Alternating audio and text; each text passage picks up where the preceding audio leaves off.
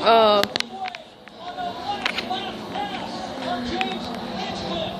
Rahal started to celebrate, but Hinchcliffe was right there. 0.08 of a second. I felt like Graham had his hand up a little too early, but he just held on. What a finish. He did the perfect over-under. He worked the high side, and when the door opened up on the bottom, he cut to the bottom and sliced inside of Hinchcliffe. Yeah, I thought Hinchcliffe won. It looked like it. Old school Texas Motor Speedway racing tonight. The top three separated by less than 1/100th of a second. Rahal just sliced them up like a ninja. Like a ninja. That was awesome. And he called his shot. If you didn't join us before the race, we had the radio after the final practice. He said, "This is a rocket ship, and we are going to the front."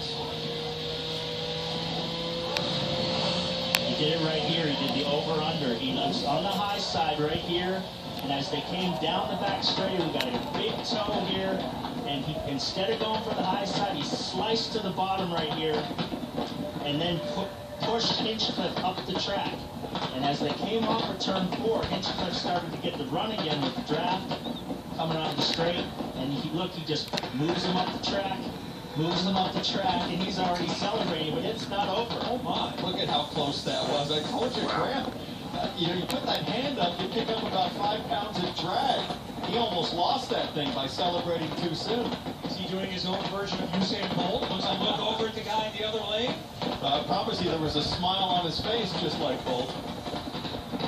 Let's have another look at how close this finish was. There you go. Oh. It's 0.008. And it's got to be frustrating for Hinchcliffe to come that close after such an incredible car. Look, he just can't believe it. He said, how did we lose that one? James Hinchcliffe had 188 laps in this race, spanning over 2.5 months.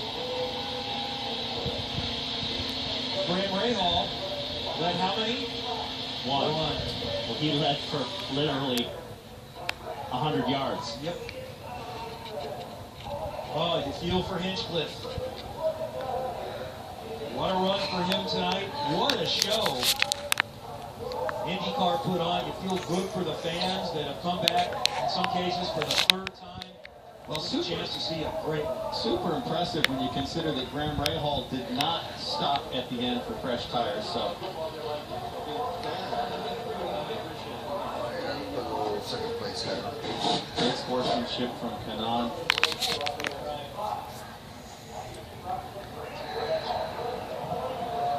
Robin, take it away. If anybody doesn't think you still want to race at the age of 41, they weren't paying attention. Maybe one of the great races of all time. Oh man, it was so much fun. I mean, I gotta thank the fans that came back. You know, we thought there was going to be a lot of people. I think whoever didn't come, you guys missed a hell of a race. So, oh, how exciting was it at the end? I mean, Rahal team up with Hinch, and you know when you have 2 cars going from each other, it's quicker. But I gave them hell. I gotta say hi to Jared, my race engineer, my engine engineer from Humor that actually got badly burned this week, and he couldn't come here. And we get a podium, so I don't know, Jared, you probably should stay home more often. Tell me about the last lap. Where did you want to be?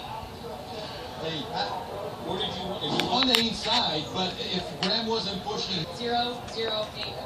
Just better to even begin to describe the feeling right now. There's no describing it. I mean, to lead all day. You know, we had Fred out of the Ryan to start there. Hell yeah, we had some good races with some good guys, but, you know, pit stops were clean, our LS were clean, we were good in traffic, and the car was just a rocket ship. And those yells at the end just killed us. You know, I think where we made it work today was on the long runs and you know, a bunch of 3-wide racing. You know, huge credit to TK and Graham. Congrats to Graham. I mean, that was a great race.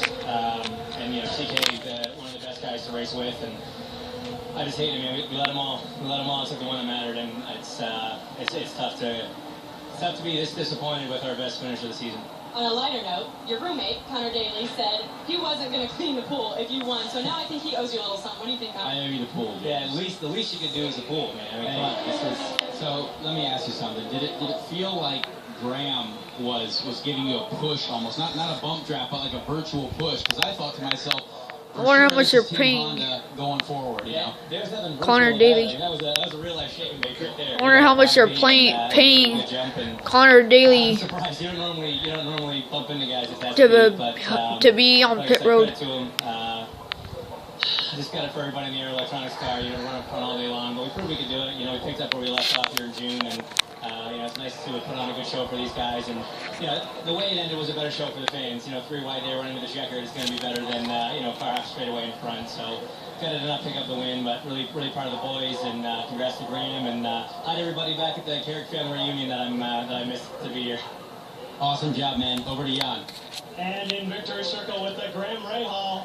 Just trying to catch your breath, you just said that was intense. And James led this race the whole night, but you led what was important about the last 100 yards. He got United Rentals on his racing suit.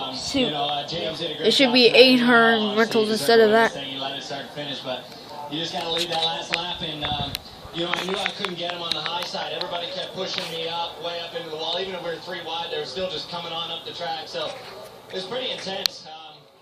But I'll tell you what, I don't know, if Texas Motor Speedway fans didn't love that, then they don't love racing, because that was by far the best thing we've ever seen here. Yeah, my stuff. You just had a huge grin on your face. I don't know if you looked at the front of your car, but you actually have a piece. You have a blue piece on the front wing of yours. We obviously made contact with Tony Kanaan. Looked like there was ping-ponging going on there the last couple laps. Well, first of all, I don't know. I know they pitted, but I didn't understand that the rule was you go get new tires on him, that all the lap cars had to go behind you. I thought, you know, when they pitted, that was their choice, and it was really Hinchcliffe and I. Well, obviously that wasn't the case. Elio just drilled me right into Tony. I don't know what Elio was doing, but whatever. That's kind of typical of Elio. So, you know, we just kept our nose clean generally and got to the end. And, you know, we had a whole, you know, underneath hinge we had to take there. And I had to set him up and get him thinking I was going high and then cut across and get under him. But I'm so proud of this Penn grade team, Steak and Shake. Everybody that supports us means the world to me.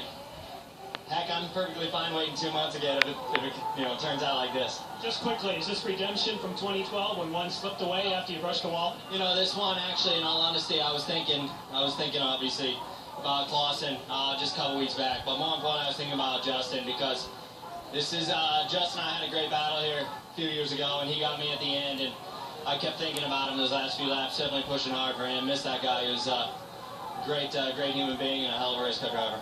Thank you, Graham. It's Graham's 4th career victory, and of course, first here at the Texas Motor Speedway.